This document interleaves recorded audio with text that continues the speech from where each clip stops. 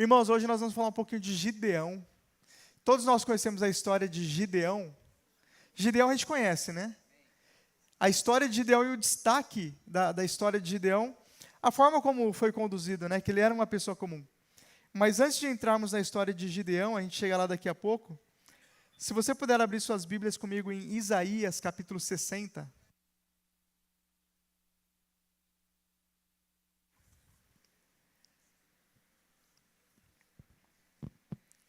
Isaías, capítulo 60. Eu vou ler só o primeiro, depois eu leio os demais, tá? Eu estou lendo aqui na versão João Ferreira de Almeida. E na minha versão diz assim: levanta-te, resplandece, porque vem a tua luz, e a glória do Senhor vai nascendo sobre ti. Levanta, resplandece, porque vem a tua luz, e a glória do Senhor vai nascendo sobre ti. Esse versículo, ele me chama muita atenção. Esse versículo especificamente, irmãos, ele era um texto que se falava de um período messiânico, ou seja, da vinda de Jesus, e ele é um período escatológico, ou seja, falava da segunda vinda de Jesus. E essa ordenança de levanta e resplandece é para toda a igreja de Cristo. Nós vamos ler no decorrer do texto que a partir do momento que a gente recebe Jesus na nossa vida, nós temos autoridade para nos levantar e resplandecer. E essa ordenança de Deus para a nossa vida, ela é imperativa. O Senhor nos dá uma ordem: você recebeu Jesus na sua vida, você aceitou Jesus, você está crucificado com Ele, você já confessou a Cristo, agora você se levanta e resplandece. E esses dois verbos, levanta indica se posiciona, e resplandece significa deixe o Cristo que está dentro de você brilhar, até que você passe a ser uma luz na vida das outras pessoas. E esse resplandece não é no sentido de crescer, de ser poderoso, de ser relevante. Esse resplandece no sentido de ilumine a vida das outras pessoas a partir do Cristo que habita dentro de você. As tuas boas obras é a luz na vida das pessoas por onde você passar. A vida de Cristo em mim e você nos leva a resplandecer como uma luz que resplandece. O primeiro que é levanta, obviamente, diante do mundo, das circunstâncias, se posiciona. O Senhor, em toda a sua palavra, Ele nos convoca a um posicionamento. Ele nos convida a tomar uma posição. Não é prostrado, não é paralisado diante do mundo, não é em letargia que nós podemos vencer e avançar. E a segunda ordenança que é resplandece. Olha os sinônimos da palavra resplandecer, se você for procurar no dicionário. Resplandecer também significa fulgura, reluz, sobressai, distingue, cintila, brilha, esplende, lucila, até a Lucila está aqui, lucilos, luz. Resplandecer é um verbo transitivo que significa brilhar intensamente. A palavra vem do latim resplandecer, e que significa refletir a claridade. A ordenança de Deus para a nossa vida é que nós deixemos, através das nossas boas obras e do Evangelho de Cristo, refletir essa claridade que está dentro de nós. Nós temos por obrigação como cristãos e como a igreja de Cristo na terra, deixar a luz de Deus brilhar através da minha e da sua vida. Quando você ora, quando você libera uma palavra, e só o fato de você ser honesto no seu ambiente de trabalho, quando você dá mais um passo, quando você abençoa aquele que está todo mundo odiando, quando você abençoa aqueles que te amaldiçoam, quando você ajuda e estende as mãos para aqueles que não te ajudou, e quando você faz por alguém aquilo que ninguém fez por você, essas atitudes, o comportamento de Cristo na minha e na sua vida nos leva a uma distinção. Você fica distinto, você começa a brilhar, você começa a se sobressair. Só o fato de você ser um cristão curado no meio desta geração, você se sobressai. Sobressai ou não sobressai?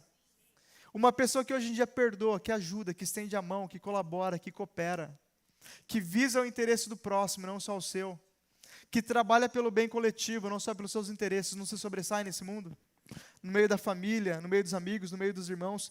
E essa é a ordenança de Deus para a nossa vida. A ordem é deixar essa luz que entrou na nossa vida brilhar com tanta intensidade para que o mundo veja as nossas boas obras e glorifique o nosso Pai que está no céu. O Senhor convoca a sua igreja, levanta, se posiciona, deixa essa luz brilhar intensamente, não se limite. A Bíblia diz em Gálatas 6:9, não se canse de fazer o bem, porque a seu tempo nós colheremos se não houvermos desfalecidos. Ainda que você esteja momentaneamente cansado, ainda que ninguém mais esteja fazendo a sua volta, ainda que pareça que você está sozinho, não se canse de brilhar a sua luz. Não se canse de se sobressair. Você não precisa, para se sobressair, biblicamente falando, fazer um curso de uma boa oratória. Você não precisa ter uma boa dicção. Não é através de uma boa formação, através de uma personalidade agradável. Não é dessa forma que o cristão se sobressai.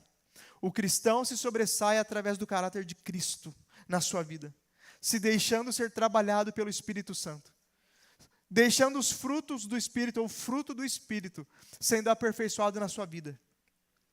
Você vai se sobressair na vida quando você for longânimo, quando você for perseverante, quando você amar as pessoas, quando você tratar as pessoas como a Bíblia diz em Gálatas 5:22, o fruto do Espírito, com delicadeza, com mansidão, com bondade, com amor, com graça. Porque isso está em falta no mundo, irmãos. E toda pessoa que faz isso, ela se sobressai a despeito de qualquer limitação que ela tinha anteriormente na sua vida. E eu queria trazer esse texto para a nossa reflexão nessa noite, à luz da vida de Gideão. Porque Gideão não era uma pessoa comum, Gideão era uma pessoa menor. Era uma pessoa pequena. Ele não era como um de nós, que temos a nossa vida, a nossa realidade. Nós vamos conhecer aqui a história de Gideão um pouquinho mais a fundo, e a gente vai ver que nós estamos infinitamente à frente da realidade de Gideão. A nossa vida é muito melhor e muito maior do que a dele. Então eu entendo que em Cristo nós podemos fazer muito mais do que ele fez pela sua nação e pela obra de Deus naquela geração. A história de Gideão ela é contada em Juízes, capítulo 6. Eu vou ler a partir do versículo 1, daqui a pouco eu vou pular alguns versículos, mas eu vou ler alguns versículos do capítulo 6 e depois alguns versículos do capítulo 7, para entender como Gideão, sendo uma pessoa tão pequena, ele deixou a sua luz brilhar. Ele se levantou, ele se posicionou, ele entendeu quem ele era em Deus. Foi difícil, deu trabalho. O anjo lutou com Gideão para o homem se posicionar. Mas aconteceu, e quando aconteceu ele foi vitorioso. Lembrando que o livro de Juízes, ele é o livro que compreende ali desde Josué, que foi o primeiro juiz, até Samuel, que foi o último juiz. E a saga dos juízes, a história dos juízes, você vai entender que depois de Josué veio Otiniel, que era o genro de Calebe. E ele também foi um juiz bom, e ainda na época de Josué e de Otiniel, o povo de Deus seguia a palavra. Mas depois veio uma sequência de altos e baixos. O povo de Deus, o Senhor abençoava, o povo se acomodava e começava a pecar. O pecado gerava condenação e morte e problemas, e por causa do pecado, o povo começava a perecer, e o povo perecendo clamava a Deus, Deus levantava um profeta, ou um juiz, ou um sacerdote, esse profeta alinhava a vida espiritual do povo, o povo voltava a ser abençoado, quando o povo voltava a ser abençoado, o povo voltava a pecar. Aí nisso Deus manda Débora, Deus manda Jefité, Deus manda Sansão, Deus manda Gideão, Deus vai mandando tantos até terminar em Samuel, e a partir dali começa a estação dos reis. Mas aqui no momento de Gideão, e no capítulo 6 nós vamos entender aqui, foi o momento que o povo de Israel tinha contaminado o seu coração. Gideão era da tribo de Manassés. A tribo de Manassés ela era uma tribo pequena porque ela foi dividida. Metade da tribo de Manassés, junto com Gade e junto com Ruben, ficou antes do Jordão, ficou nas terras de Gileade e de Bazã, porque eles criavam gado, e porque eles criavam gado, aquela planície de Gileade era boa para a criação de gado, então eles falaram, deixa a gente ficar aqui. Então, as demais tribos passaram o Jordão e foram conquistar as suas terras. E a tribo de Manassés, só ficou metade da tribo que passou, acabou sendo uma tribo pequena, um povo pequeno, um povo teoricamente fraco. Gideão é de uma família sem nenhuma relevância. E a nação de Israel, naquele momento, o povo de Israel tinha se inclinado para a adoração a Baal, tinha colocado o seu coração em Baal, tinha abandonado o conhecimento de Deus, e por causa disso estava passando por um momento de opressão dos midianitas e dos amalequitas. Esse é o contexto da história de Gideão. O povo de Israel começa a clamar a Deus, e Deus levanta um profeta e profetiza que ele ia mandar um juiz, que ele ia levantar um juiz que libertasse o povo. E nesse contexto, entra aqui no capítulo 6. Porém os filhos de Israel fizeram o que era mal aos olhos do Senhor, e o Senhor os deu nas mãos dos midianitas por 7 anos. Olha o período, 7 anos. Prevalecendo a mão dos midianitas sobre Israel, fizeram os filhos de Israel para si, por causa dos midianitas, as covas que estão nos montes, as cavernas e as fortificações. Quando o povo se distanciou de Deus e começou a gerar brechas e ilegalidade, o inimigo veio. E quando o inimigo veio sobre aquelas famílias e sobre aquelas casas, eles começaram a buscar lugares de fuga. E aí, no meio desse desespero, eles começam a construir covas nos montes, cavernas e fortificações. Porque sucedia que, semeando Israel, os midianitas e os amalequitas e também os do Oriente contra ele subiam. E punham-se contra ele em campo e destruíam os frutos da terra até chegarem a Gaza, e não deixavam mantimento em Israel, nem ovelhas, nem bois e nem jumentos. O povo de Israel naquele momento estava com a vida arrasada. Nada que eles faziam prosperava. Parece que nada dava certo para eles. Todos os lugares que ele colocava as mãos dava errado. Parece que andava para trás. Não sei se alguém já sentiu assim em algum momento da vida. Não sei se você conhece alguém que está assim nesse momento. Mas eu tenho certeza que você já ouviu essa expressão de alguém: parece que tudo acontece comigo. Parece que nada dá certo na minha vida e parece que a minha vida só anda para trás. Se eu vou para a direita, eu perco. Se eu vou para a esquerda, eu tenho prejuízo. Se eu olho para um lado, não dá certo. Se eu tento outra coisa, também não dá certo. Existia um contexto espiritual para que esse povo estivesse vivendo essa realidade, que não era a vontade de Deus, que não era o que Deus tinha para eles, porque Deus tinha o melhor para os seus filhos.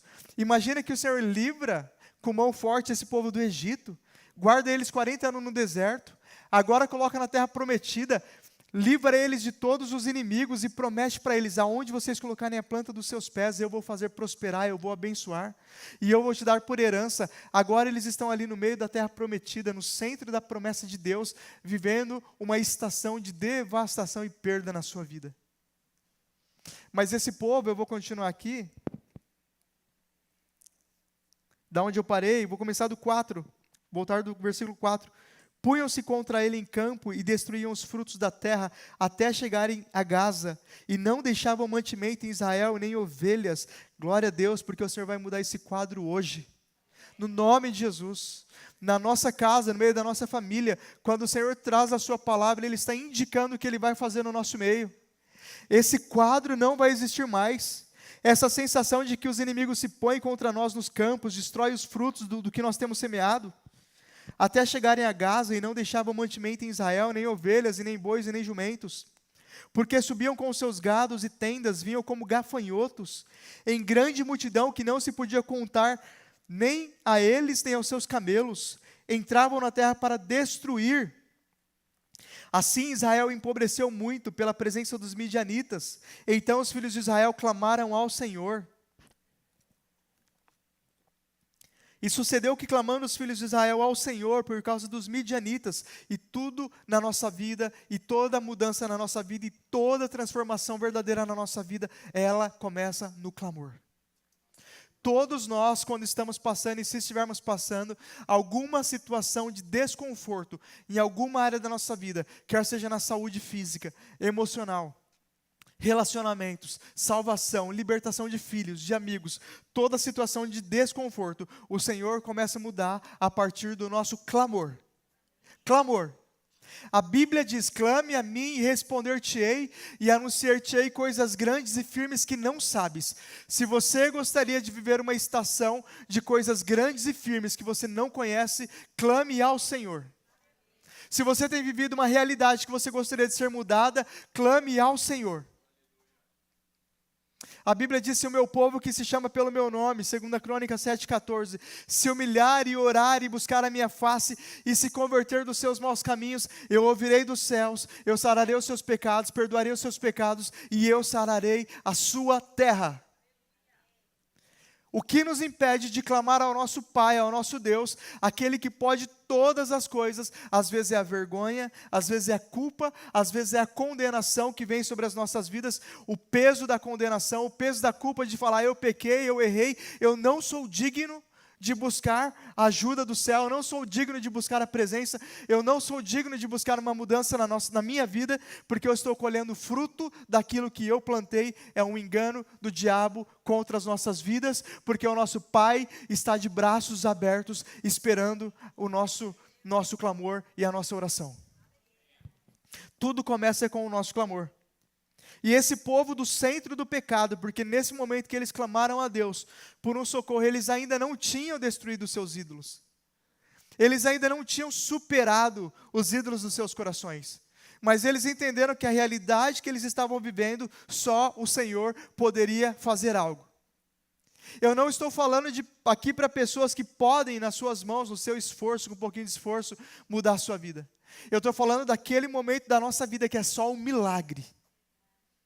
Que é só Deus que pode fazer alguma coisa. Eu estou falando de situações que não tem mais jeito. Que nós já tentamos de tudo, que nós já fizemos de tudo. E agora só o milagre, só o Senhor, para fazer algo diferente na nossa vida. E sucedeu que, clamando os filhos de Israel ao Senhor por causa dos midianitas, enviou o Senhor a um profeta. Não deixe de clamar por vergonha. Não deixe de clamar por culpa. Não deixe de clamar por condenação. E pior ainda, não deixe de clamar por orgulho. O orgulho é falar assim, eu vou vencer por mim mesmo. Existem lutas na nossa vida, e eu diria que a maior parte delas, e a gente vai ver aqui que esta luta, o povo de Israel não estava capacitado para vencer por si mesmo. A história de Israel, você vai ver no livro dos Juízes e no livro dos Reis, ela funcionava assim. Vinha o inimigo, o Senhor levantava um juiz, levantava alguém para lutar ali, um general, chamava esse general, como ele fez com Gideão, para organizar um exército. Organize um exército, pega da tribo de Zebulon, pega de Issacar, pega de Manassés, pega 5.000 aqui, 10.000 ali, organiza o exército, sobe e luta. Nesse momento aqui, o povo estava completamente destruído. O Senhor vai dar essa ordem para Gideão, para ele chamar o povo para lutar também, para ele organizar um exército, mas a gente vai ver aqui que não existia condições de organizar um exército. O que isso significa? Humanamente falando, eles não estavam capacitados para vencer. Eles precisavam de uma intervenção do céu sobre a realidade que eles estavam vivendo. Mas vamos andar que eu não cheguei nem em Gideão ainda.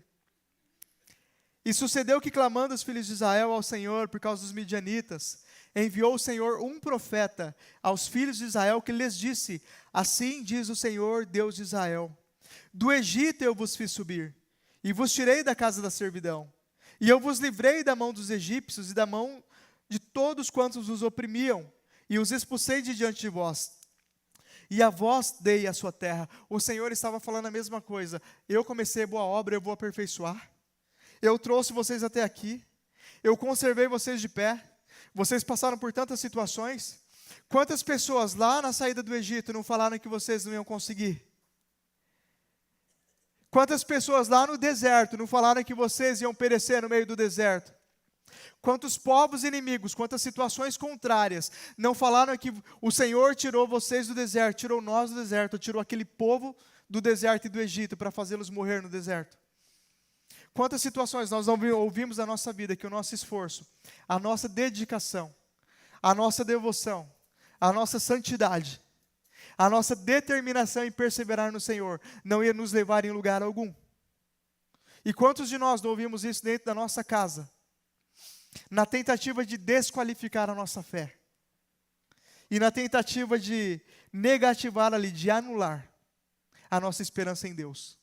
Mas o Senhor, Ele começou falando para aquele povo: fui eu que trouxe vocês até aqui. Não se engane, fui eu que tirei do Egito, fui eu que sustentei nos dias maus, fui eu que guardei em vida, fui eu que dei saúde, fui eu que dei restauração, fui eu que dei esse lar, fui eu que dei esta casa, fui eu que operei tantas obras, tantos milagres, tantos livramentos, porque todos nós que estamos aqui nesta noite, temos um milagre de Deus para contar na nossa vida, na nossa realidade. Alguns de nós, só o fato de termos chegado até aqui, já é um verdadeiro milagre. Chegou aqui até hoje com a família unida, não foi destruída, tem um lar, tem um teto, tem um emprego, tem a saúde em dia. Quantos milagres! Quantos de nós, outrora, a realidade que a gente vivia não gerava uma legalidade para ter todo tipo de doenças, mas o Senhor nos guardou, nos trouxe até aqui, Ele nos trouxe até esse tempo, para a partir desse tempo Ele nos levar para o próximo passo da nossa vida, e para a próxima estação da nossa vida. E o Senhor vem falando para nós e para aquele povo, e vos disse, eu sou o Senhor, o vosso Deus, não temais aos deuses dos amorreus, em cuja terra vocês habitam, mas não destes ouvidos à minha voz. Até aqui era o profeta falando. A partir daqui entra o anjo. E para mim é muito claro porque isso acontece. Então o anjo do Senhor veio e assentou-se debaixo do carvalho que está em Ofra, que pertencia a Joás, a Abiezita, e Gideão, seu filho, estava malhando o trigo no lagar para o salvar dos midianitas. Então o anjo do Senhor lhe apareceu e lhe disse, o Senhor é contigo, varão valoroso. Mas Gideão lhe respondeu, Senhor meu, se o Senhor é conosco, por que tudo isso nos sobreveio? E que é feito de todas as suas maravilhas que os nossos pais contam, dizendo, não nos fez o Senhor subir do Egito? Porém agora o Senhor nos desamparou e nos deu nas mãos dos midianitas. Esse é Gideão. Para o povo um profeta falou, para Gideão teve que ser um anjo especificamente. Porque a situação estava tão difícil, que fosse somente uma voz profética, ele não ia crer. Existem situações na nossa vida, irmãos. Um conselho não resolve, um tapinha nas costas não resolve. Existem momentos na nossa vida que Deus tem que vir e falar face a face. Se a palavra a gente não sentir que veio do céu para a nossa vida, não adianta. Se a gente não entender que é Deus falando ao nosso coração, não adianta. Eu já passei por esses momentos, você já passou por esse momento, que Deus precisava falar diretamente com você, de uma forma que só você entenderia, que só você creria, e que só faria sentido na sua história.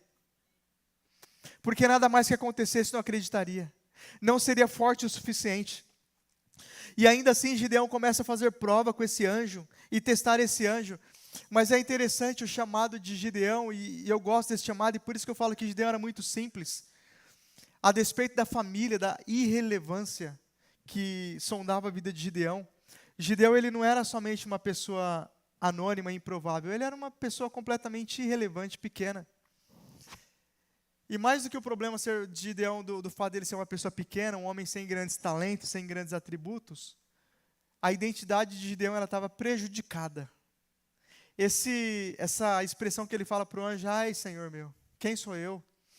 Como pode ser isso verdade? Como eu posso crer que o Senhor vai fazer alguma coisa? Imagina que a identidade de Gideão estava prejudicada porque ele passou os últimos 10 anos. Ou mais precisamente, como nós lemos aqui, durante 7 anos, Gideão passou a última década da vida dele sendo oprimido pelo inimigo. Aquela opressão virou a realidade de Gideão. E a partir de agora ele estava entendendo que era natural para ele aquela realidade de fugir dos amalequitas e dos midianitas e de malhar trigo no lagar, que era onde ele estava. Eu preciso lembrar que o trigo ele se malhava na eira, que era um lugar aberto. A gente lembra da eira de Araúna, é um lugar aberto.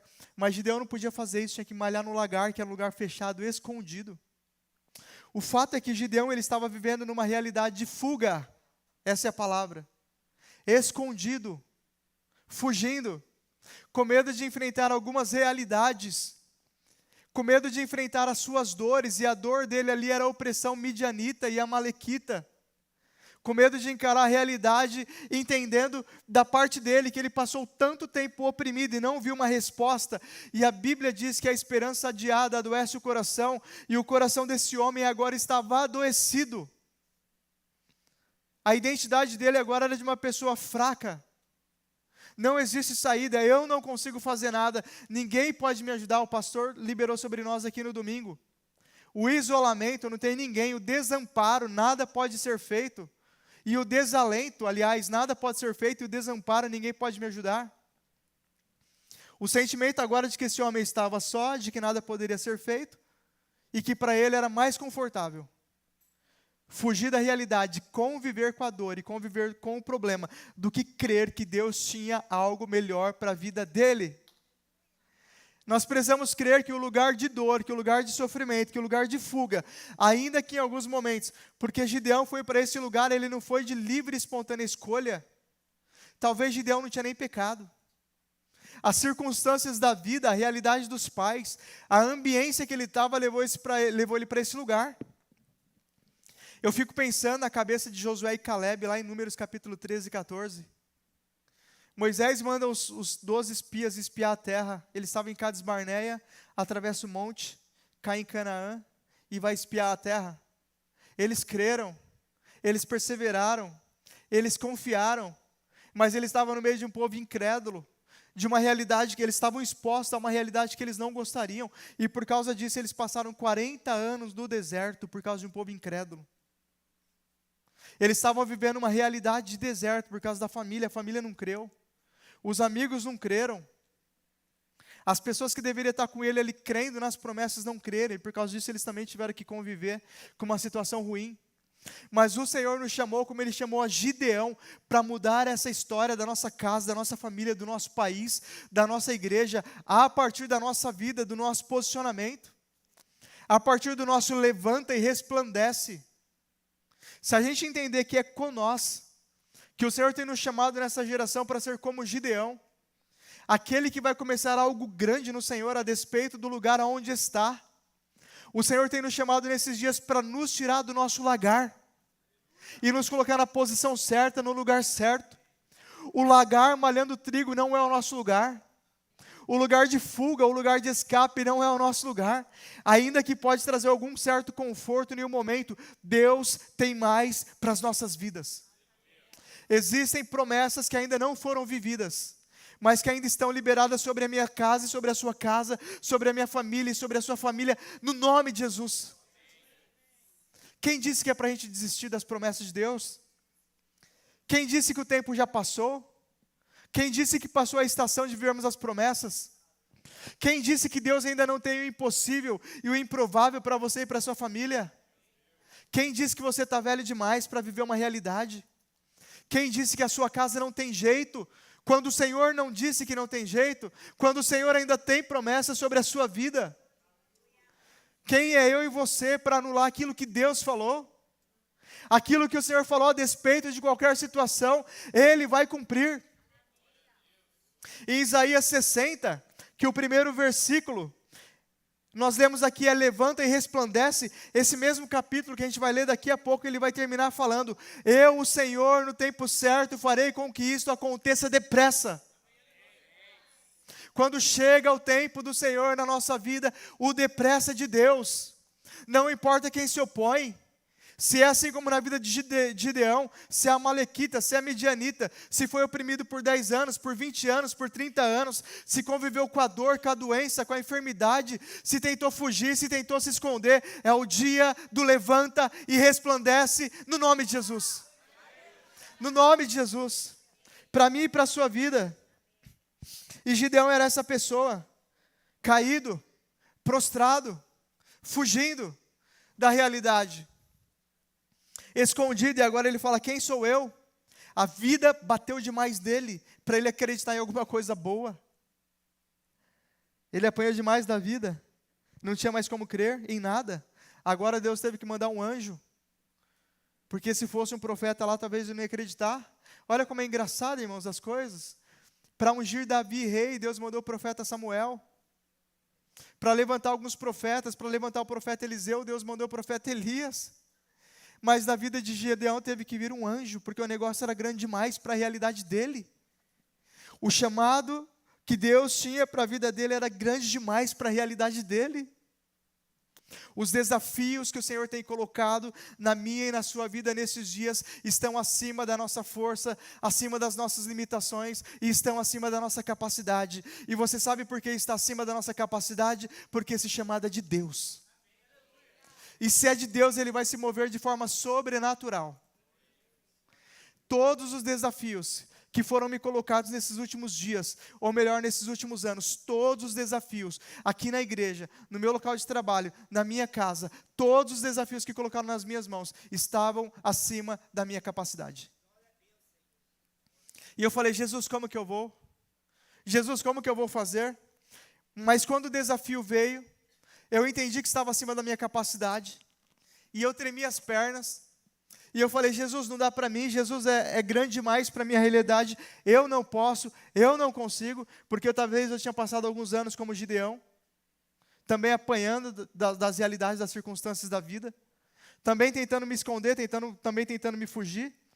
Ainda hoje eu tento me esconder um pouco de muitas realidades, prefiro o anonimato, prefiro que ninguém me veja, prefiro que ninguém me perceba, que ninguém me conheça. Se eu puder passar despercebido é uma bênção. Era isso que Gideão estava tentando fazer. Mas a partir do momento que ele falou sim, a partir do momento que a gente fala o sim, olha, o fato de a gente falar sim para um desafio que está acima da nossa capacidade, não significa que a gente não tem que se esforçar. Muito pelo contrário. Quando eu percebi que os desafios estavam acima da minha capacidade, eu me esforcei demais. Eu dei tudo o que eu podia. Eu fiz tudo o que eu podia. Eu acordava mais cedo. Eu dormia mais tarde. Eu orava mais. Eu buscava mais. Eu tentava mais. Eu fazia coisas diferentes. Mas tinha uma hora que travava, porque estava acima da minha capacidade. O ponto é, quando você fala sim para Deus, para situações que estão acima da sua capacidade, você tenta, você se esforça. E na hora que barra, entra o sobrenatural e te leva além. Na hora que travar, o sobrenatural vai te levar para o próximo passo. E é aí que a brincadeira fica engraçada. E é aí que as coisas ficam gostosas. Porque é aí que você começa a viver e ver vindo a realidade aquilo que antes não existia. E a partir desse tempo é mais uma oportunidade que você vai ter de sobressair, de distinguir, de brigar. Aliás, de brilhar. Assim como a Lucila. Você vai lucilar aqui. No nome de Jesus.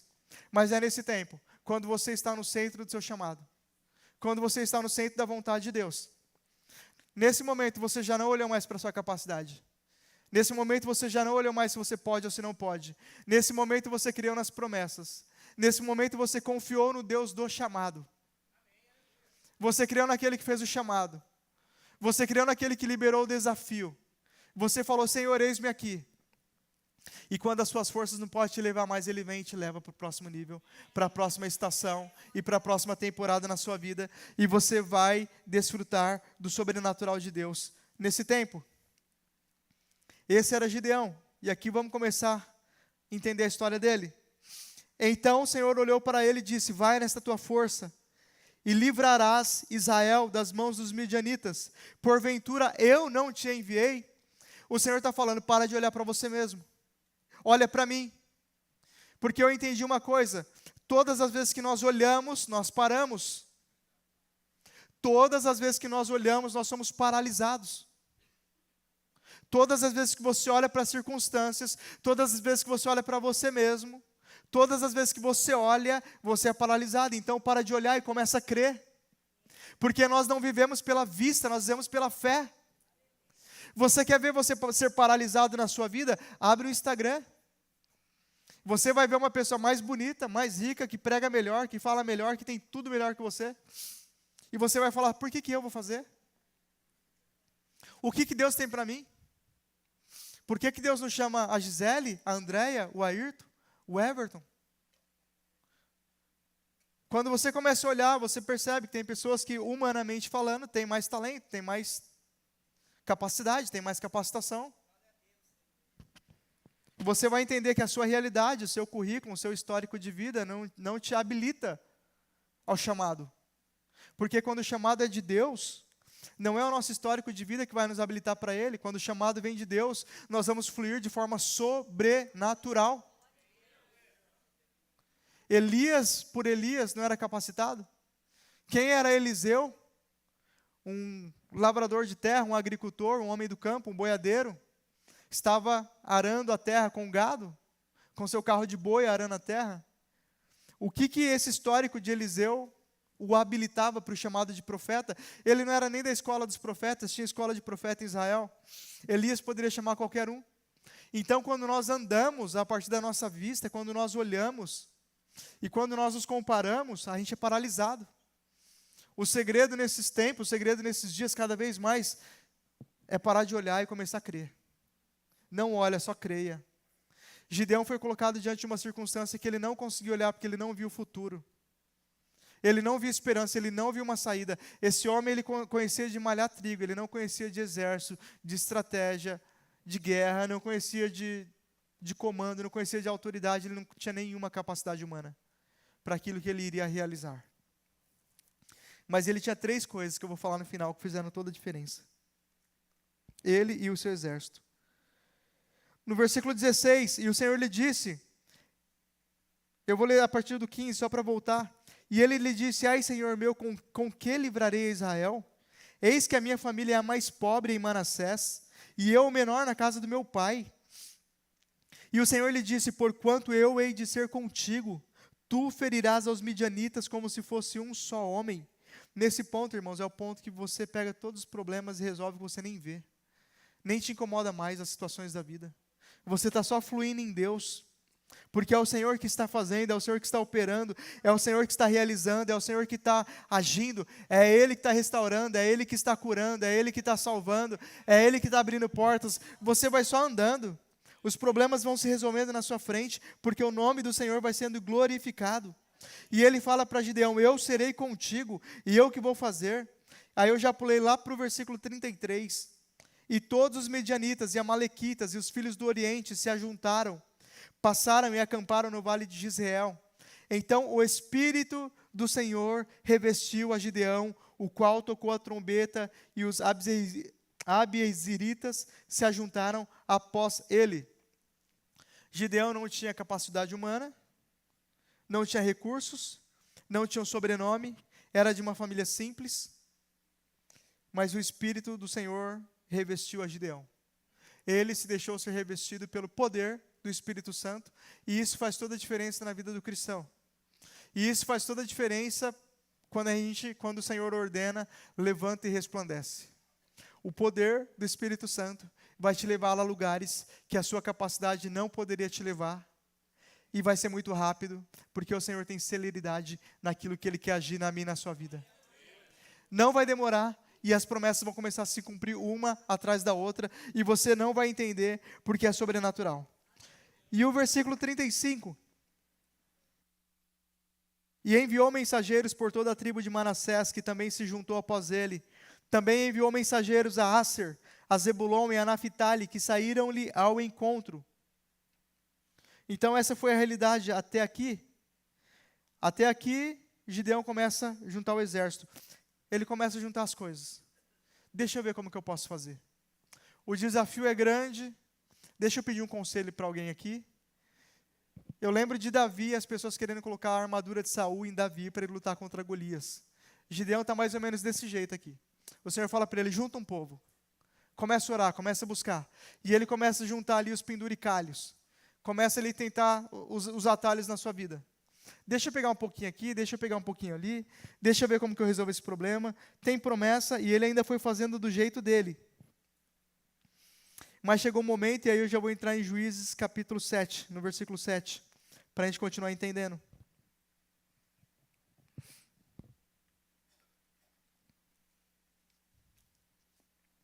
Então Jerubaal, que é Gideão, esse apelido de Gideão, Jerubaal, ele é um apelido interessante, porque Gideão, quando ele tem um encontro com Deus ali, quando o anjo fala com ele, ele começa a entender o que Deus queria fazer. Ele entendeu que tudo ia partir da restauração espiritual. Vamos primeiro restaurar o espiritual. Nosso compromisso com Deus, a nossa obediência, a nossa vida de oração. Vamos religar com Deus, vamos restaurar a nossa vida com Deus. Ele chega na casa do pai dele, tinha os altares de Baal, e ele derruba os altares de Baal, e ele arruma uma briga com o pai dele, com o povo daquela cidade, porque ele destruiu os altares de Baal, e o pai dele fala, bom, deixa que Baal briga com ele, contenda com ele. Se Baal for um Deus vivo, vai brigar contra ele. Se for um Deus morto, ele não fez nada demais. E aí colocam esse apelido em Gideão de Jerubaal, aquele que contenda com Baal, aquele que briga com Baal. Mas o ponto dessa história, por que isso é interessante? Porque Gideão, ele foi uma pessoa que, na sua história, em aceitar o desafio que Deus tinha para a vida dele, ele estava só. Os pais deles eram devotos de Baal, eles tinham um altar de Baal dentro de casa. Ele estava, humanamente falando, sozinho nessa luta. Não tinha nenhum amigo para dar um tapinha nas costas dele. Ele não tinha uma célula para orar junto, para se fortalecer. Por isso que eu falei que a nossa realidade é muito melhor do que a de Gideão. No dia que nós estamos fracos, nós temos irmãos para falar, continua. Deus é contigo. Às vezes você vai na célula e é ministrado, recebe uma oração, compartilha um testemunho. Todo mundo ora junto com você, todo mundo jejua pela sua causa, pela sua situação. Nesse momento, até esse momento, era Gideão e Deus. E ele teve que confiar nas promessas. Ele teve que confiar naquele que fez as promessas. Ele teve que enfrentar não só os inimigos, ele teve que enfrentar os amigos. Ele teve que enfrentar os familiares. A primeira luta de Gideão, a primeira guerra de Gideão foi na sua mente, foi na sua convicção. E depois foi dentro da sua casa. A primeira luta de Gideão foi contra os ídolos dos corações dos familiares, dos amigos dele, da realidade dele. Essa foi a primeira batalha que ele precisou vencer. Mas quando o Espírito enche a vida de Gideão, um homem comum, cheio de fé e ousadia, aqui começa a história de superação de Gideão, no capítulo 7, 1. Então Jerubaal, que é Gideão, se levantou de madrugada, e todo o povo que com ele havia se acamparam junto à fonte de Arote. De maneira que tinha um arraial dos midianitas para o norte, no vale perto do outeiro de Moré. E disse o Senhor a Gideão, muito é o povo que está contigo, para eu dar aos midianitas em suas mãos, a fim de que Israel não se glorie contra mim, dizendo, a minha mão me livrou. Quando a gente acha que tem tudo o que precisa para viver o extraordinário, aí Deus começa a tirar algumas coisas, para mostrar que é Ele que vai fazer. Existia muita coisa na vida de Gideão, tinha muita carga, e ele achava que ele ia vencer os midianitas, por causa daquele muito que tinha na vida dele, e o Senhor precisava mostrar que o chamado dele ia fluir de uma forma sobrenatural, para que ele não se engrandecesse em si mesmo. Algumas coisas teve que ficar pelo caminho, irmãos. Tem momentos na nossa vida que Deus parece que passa um esmeril na nossa vida, dá uma esmerilhada boa, né? E nessa esmerilhada fica muita coisa pelo caminho, né? Acho que a primeira coisa que fica pelo caminho é o orgulho, né? Esse é o primeiro que vai. A gente fala, Jesus, eu sou pó. Eu sou pobre, cego e nu e preciso da tua bênção, da tua bondade. Existe muita bagagem sobressalente que nós não podemos carregar para viver as promessas. O orgulho, a altivez, a soberba, a arrogância. Às vezes a gente vai buscando, e nisso que a gente vai buscando formas de viver as promessas de Deus, a gente começa a aprender com algumas pessoas aquilo que não era para a gente aprender. A gente acha que nós vamos conquistar sendo grosseiro. A gente acha que a gente vai conquistar dando chapéu nas pessoas. A gente acha que vai conquistar na força, na base do ódio, na base da briga, na base da contenda. Eu vou conseguir a minha promessa aqui, ferindo as pessoas, atropelando as pessoas. Tem momentos que Deus precisa puxar a gente assim e falar, peraí, não vai ser desse jeito. Tem muita gente aí, Gideão. Se a gente trouxer a realidade de Gideão para a nossa vida, entender que essas pessoas que estavam sobressalentes ali são situações, são emoções, são sentimentos, são posicionamentos do nosso coração, que Deus precisa que nós renunciemos.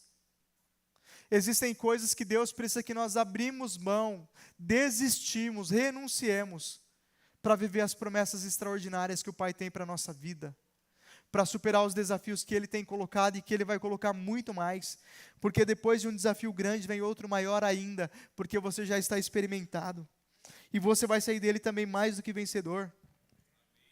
No versículo 3, agora, pois, apregou aos ouvidos do povo, dizendo, quem for medroso e tímido, volte, retire-se apressadamente das montanhas de Gileade.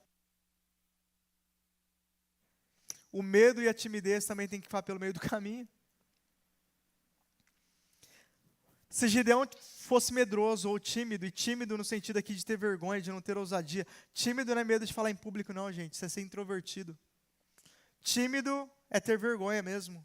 Eu não quero ser identificado como cristão. Eu não quero ser identificado como crente. Eu vou lá, mas olha, eu sei que Deus está fazendo alguma coisa. E Gideão, e Deus fala para ele aqui, o medo e a timidez tem que ficar pelo meio do caminho. Se a gente tiver medo das realidades, dos desafios que vão nos aparecer, se nós deixarmos o medo tomar o nosso coração, é outra situação que paralisa a nossa vida. E o pior aspecto do medo não é só que ele paralisa, é que o medo contamina. Medo acho que pega no ar. É pior que gripe. Se uma pessoa tem coragem, ela fala para poucas pessoas. Se uma pessoa tem medo, ela fala para todo mundo. Não vai dar certo, não vamos conseguir. Toda crise que tem, olha como são inflamadas as coisas. E é por isso que eu falo, eu não faço e recomendo não fazer. Não transmita más notícias, porque gera medo. E o medo paralisa as pessoas. Quantas pessoas deixam de viver as promessas, de arriscar, de tentar, de dar um passo a mais, em qualquer área da vida? Assumir uma célula, assumir um ministério, porque acha que é tudo difícil demais, porque tem medo. E se não dá certo? E se você não gostar? E se eu desapontar as pessoas? E se as pessoas não gostarem de mim? E se eu fracassar? Todas as pessoas que um dia tentaram, fracassaram. A diferença é que elas tentaram até conseguir. É simplesmente assim, fácil. Mas o medo paralisa, então, para a gente alcançar as promessas sobrenaturais de Deus, porque vai chegar um tempo, irmãos, quando Deus começa a fazer algumas coisas sobrenaturais, que assusta. E se a gente for medroso, a gente não vai conseguir viver nem o que Deus tem para nós. Vocês lembram do povo de Israel que falou para Moisés, sobe você, na hora que vira o monte fumegando? Eles deram um passo atrás porque eles falaram, esse milagre é grande demais para mim. Eu não consigo experimentar essa realidade. Então o Senhor fala para Gideão, Gideão, os medrosos e os tímidos, o medo e a timidez, volta. Até aqui dava. Daqui para frente tem que ser com coragem. Daqui para frente tem que ser com ousadia. Daqui para frente tem que crer no impossível. Daqui para frente tem que buscar o milagre. Daqui para frente tem que buscar aquilo que ninguém acredita. Você tem que ser o maluco, você tem que ser o doido que ora por aquilo que ninguém está orando, que crê naquilo que ninguém está crendo e que busca aquilo que ninguém está buscando. Porque essa era a realidade de Gideão nesse momento. Ele estava crendo numa vitória que ninguém mais em Israel cria. Não tinha uma pessoa que orasse com ele. Não tinha uma pessoa que buscasse como ele. E não tinha uma pessoa que estava posicionada crendo. Mas vai ficar melhor. Volte e retire-se apressadamente das montanhas de Gileade. Então voltaram do povo 22.000, e 10.000 ficaram. Tinha muita coisa na bagagem, mas ainda muita coisa ficou. Aí Deus precisou esmerilhar mais um pouquinho. E disse o Senhor a Gideão, ainda há muito povo, faze-o descer as águas, e ali os provarei. As águas na Bíblia representam santidade, purificação, pureza. Existem situações na nossa vida que precisam invariavelmente passar também pelo processo de santidade. Nós precisamos passar pelas águas. É bem o símbolo do batismo aqui. Esse povo foi batizado aqui, entre aspas, nessa situação. Eles não foram batizados oficialmente, mas passaram pelas águas. Aqui nós estamos falando de santidade, de hábitos, de costumes, de pecados de estimação, de caráter, que precisava também ser esmerilhado. E uma parte disso tinha que ficar para trás. E Deus falou a mesma coisa para Gideão, agora passe o povo pelas águas. Tome isso para a sua vida, como eu tomo isso para a minha vida. E peço para o Espírito Santo sondar o meu coração e entender qual área da minha vida precisa passar mais um pouquinho pelas águas. Porque existem águas cada vez mais profundas. Porque às vezes a gente fala, Ismael, eu não mato, não roubo, amém, passou o rastelo, agora Deus quer passar o pente fino. No profundo do caráter. Porque os lugares onde o Senhor quer nos levar exige essa realidade. Os desafios que o Senhor quer colocar na nossa frente, para nós superarmos pela fé, exige uma profundidade de caráter um pouquinho mais elevado. Aquele nível que ninguém está olhando. Aquele nível que talvez culturalmente para nós não faz diferença, para Deus faz diferença. E aí nós vamos ter que ver isso aí. Deus fala para Gideão. Isso aí também vai ter que ficar para trás, Gideão. Não adianta achar que você vai vencer as guerras dessa maneira.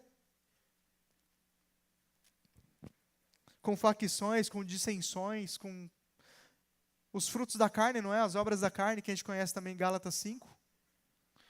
Que o Senhor também precisa tirar, e a gente passa pelos processos, o Senhor está falando, isso aí fica. Isso aí deixa para trás também. Já tirou o medo, já tirou a timidez, agora sobe o nível de santidade. Para você ver o próximo passo do sobrenatural de Deus. É isso que o Pai está falando na sua palavra. E disse o Senhor a Gideão: ainda há muito povo, faze-o descer as águas, ali os provarei. E será que aquele que eu te disser, este irá contigo, esse contigo irá? Irmãos, a gente tem coragem de fazer essa pergunta? Eu lembro em 1 Samuel capítulo 15, 14 ou 15, que Deus fala para Samuel pegar o chifre com óleo, descer a casa de Jessé o belemita, ungir Davi, porque Deus fala para Samuel: até quando você vai ter dó de Saul, tendo eu o rejeitado? Existem situações na nossa vida que Deus já rejeitou.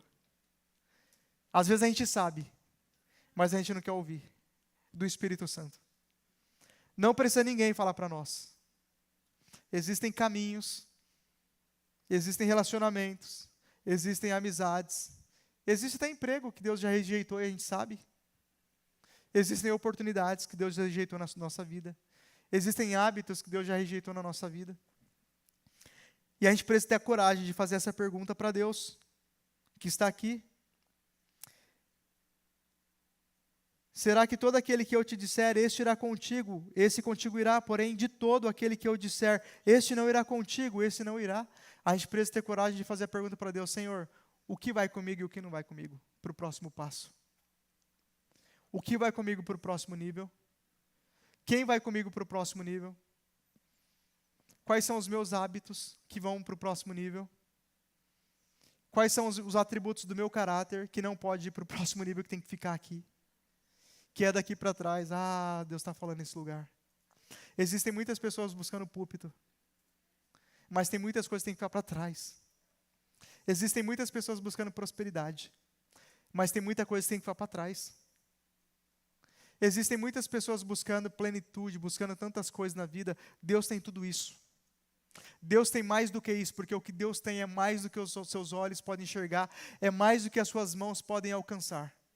O ponto é que nós precisamos ter a coragem de fazer essa pergunta: o que vai comigo, Senhor? O que não vai comigo? Olha a dificuldade que tem sido nesses dias de se liberar perdão, de se livrar de amarguras. Olha a dificuldade que tem sido nesse dia de superar situações, de superar traumas e dores. Existem muitas pessoas, muitos de nós, que o Senhor quer levar para o próximo nível, mas a dor não pode ir com você. A amargura não pode ir com você. O ressentimento não pode ir para o próximo nível com você. O ódio, a vingança, a ira, o trauma, precisa ser curado aqui, agora, nesse tempo, nessa estação. Porque se for para a próxima estação, vai ser um laço para a nossa vida. Existem hábitos de pensamento, costumes, situações familiares, contextos familiares que não podem ir para o próximo nível da nossa vida. E o Senhor está falando: renuncia hoje. É a mesma coisa que Deus falou para Josué: santificai-vos hoje, porque amanhã eu farei maravilhas no meio de vós. Quando a gente renuncia hoje aquilo que Deus rejeitou na nossa vida, amanhã é o dia da maravilha de Deus e do sobrenatural do Pai. Mas eu vou terminar aqui, irmãos, para a gente orar.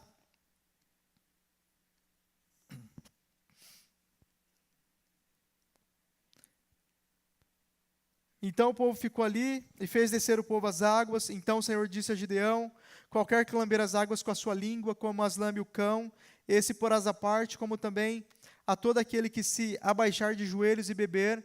E foi o número dos que lamberam, levando a mão à boca, 300 homens, e todo o restante do povo se abaixou de joelhos a beber as águas. É muita coisa, são muitos processos que a gente passa, para que o Senhor venha nos aperfeiçoar para a próxima estação. O pecado, a injustiça, a lamúria, a autocomiseração, não suportam as provas, ou essas coisas ficam para trás, ou Gideão não avança. Tem coisas que nós temos que renunciar, irmãos. Ou a gente renuncia, ou a gente não consegue avançar, porque não vai suportar a próxima estação. E disse o Senhor a Gideão: com estes 300 homens que lamberam as águas, vos livrarei, darei os midianitas na tua mão, portanto todos os demais se retirem cada um para o seu lugar. O povo tomou na sua mão a provisão e as suas trombetas, enviou a todos os outros homens de Israel, cada um a sua tenda, porém os 300 homens reteve, e estava o arraial dos midianitas embaixo no vale. Sucedeu que naquela mesma noite o Senhor lhe disse: levanta-te, mais uma vez o Senhor falando: levanta-te, desce ao arraial, porque eu tenho dado na tua mão, e ouvirás o que dizem, então fortalecidas as tuas mãos descerás ao arraial. Então desceu ele, o seu moço, Purá, até o extremo das sentinelas que estavam no arraial. Os midianitas, os amalequitas e todos os filhos do Oriente jaziam no vale como gafanhotos em multidão, e eram inúmeros os seus camelos como a areia que há na praia do mar em multidão. Chegando, pois, Gideão, eis que estava contando o homem ao seu companheiro um sonho, e dizia: eis que tive um sonho, eis que um pão de cevada torrado rodava pelo arraial dos midianitas, e chegava até a tenda, e a feriu, e caiu, e a transtornou de cima para baixo, e ficou caída. É o Senhor, liberando até para os inimigos, liberando para todas as situações, que Ele já está fazendo, que já está vindo. E respondeu o seu companheiro e disse: não é isto outra coisa, senão a espada de Gideão, filho de Joás, varão israelita. Deus tem dado nas suas mãos os midianitas e todo este arraial. E sucedeu que, ouvindo Gideão a narração deste sonho e a sua explicação, adorou, voltou ao arraial de Israel e disse: levantai-vos, porque o Senhor tem dado o arraial dos midianitas nas nossas mãos. A situação já está preparada, os corações estão preparados, a doença já entendeu que na sua família não é o lugar dela, Satanás já entendeu que no meio dos seus filhos, no meio da sua família não é o lugar dele, o universo já entendeu e já está esperando a manifestação dos filhos de Deus, a minha e a sua manifestação. As situações já entenderam que portas fechadas não é o que Deus tem para você, que lugar de lamúria, que lugar de luta não é o que Deus tem para você. Está tudo preparado para que haja uma mudança na minha e na sua história. E Gideão se levanta então, e no versículo 16, então dividiu os 300 homens em 3 companhias, deu-lhes a cada um nas suas mãos trombetas e cântaros vazios com tochas acesas dentro dos cântaros. Esse era o segredo de Gideão, irmãos. Trombetas, cântaros e tochas. O cântaro, ele tem um símbolo muito simples na Bíblia. Cântaro é um vaso de barro. Se a gente for pegar em toda a Bíblia, o vaso de barro indica eu e você. Ali o vaso já estava vazio, o cântaro já estava vazio, e depois esse cântaro ele foi quebrado. Eles quebram o cântaro para liberar a tocha. O vaso vazio, mesmo o vaso da olaria de Deus de Jeremias. Esse vaso ele indica que aqueles 300 que estavam ali, eles não tinham capacidade, eles não tinham muitas coisas, eles não tinham recursos, eles não tinham nem números, mas eles já tinham se esvaziado de si mesmos. Eles já tinham deixado Deus agir, o Senhor operar. Ali o Senhor já estava governando as suas vidas, as suas mentes e os seus corações. O cântaro vazio, os vasos vazios indica que eles já estavam preparados. E depois a gente vai ler aqui na continuação que eles quebram o cântaro. E quando eles quebram o cântaro, a luz vem à existência, eles começam a brilhar. Nós precisamos primeiro ser quebrados para que essa luz venha brilhar em toda a sua intensidade. As trombetas indicavam o barulho, o alerta, a intencionalidade, a expressão de tudo aquilo que o Senhor ia fazer. E depois vem a tocha, que é o brilho, que também indicava o Espírito Santo, a presença e aquilo que Deus queria fazer no meio do povo.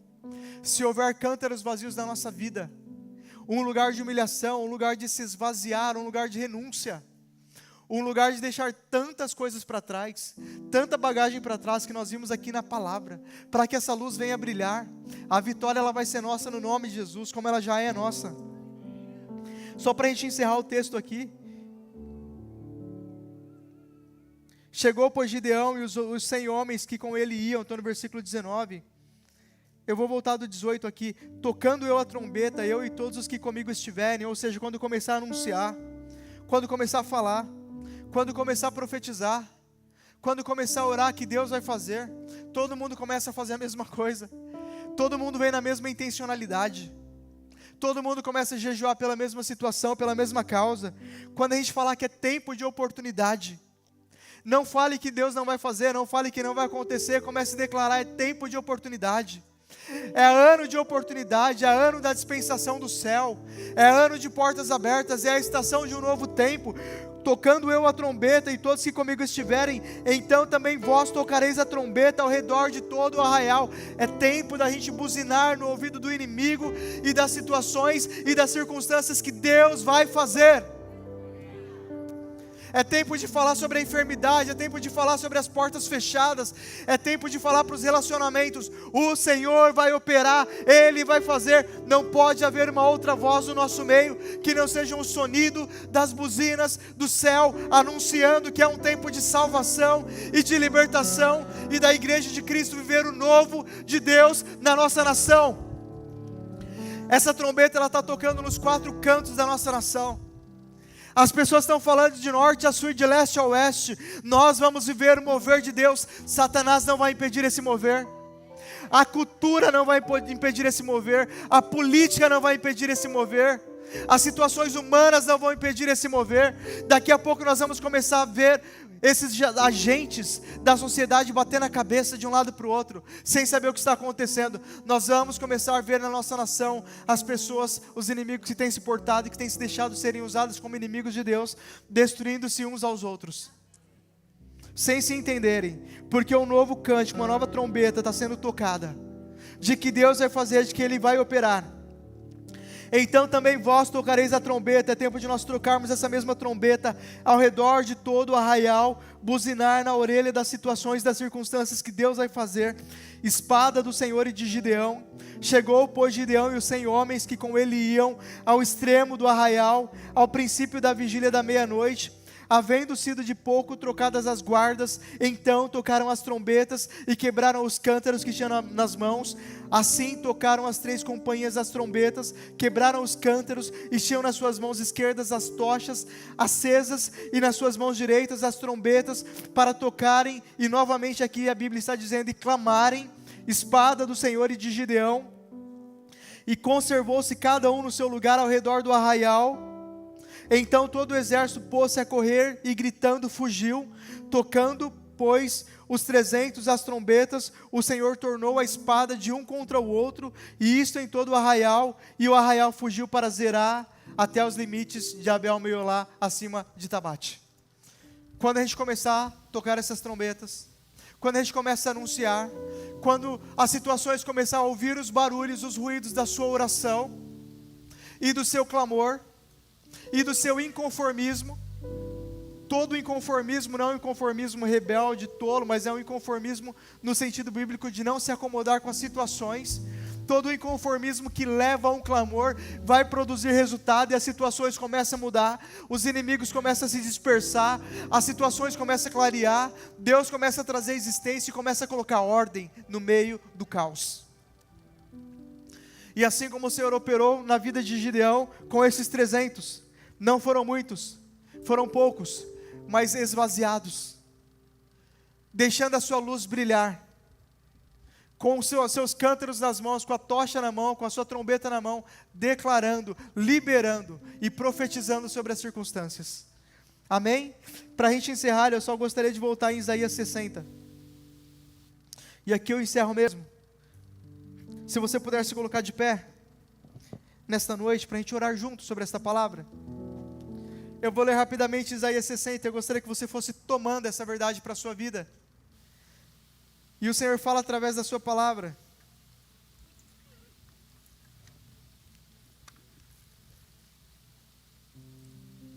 Levanta e resplandece, porque vem a tua luz e a glória do Senhor vai nascendo sobre ti.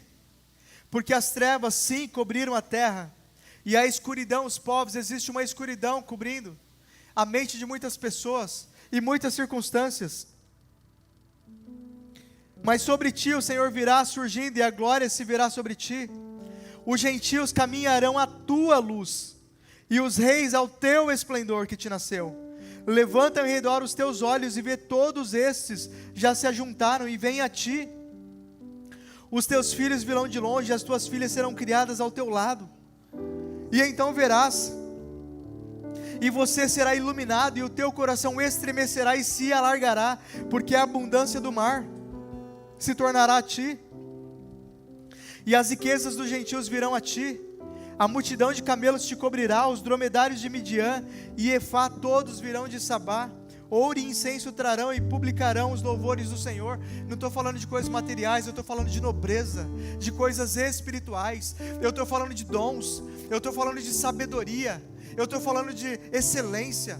eu estou falando de princípios, eu estou falando de nobreza que o Senhor está trazendo à nossa realidade ainda mais, porque eu creio que o Senhor está subindo o nível um pouco mais nesse tempo, nessa estação. Todas as ovelhas de Quedar se congregarão, os carneiros se servirão, com agrado subirão ao meu altar, e eu glorificarei a casa da minha glória. Quem são estes que vêm voando como nuvens e como pombas das suas janelas?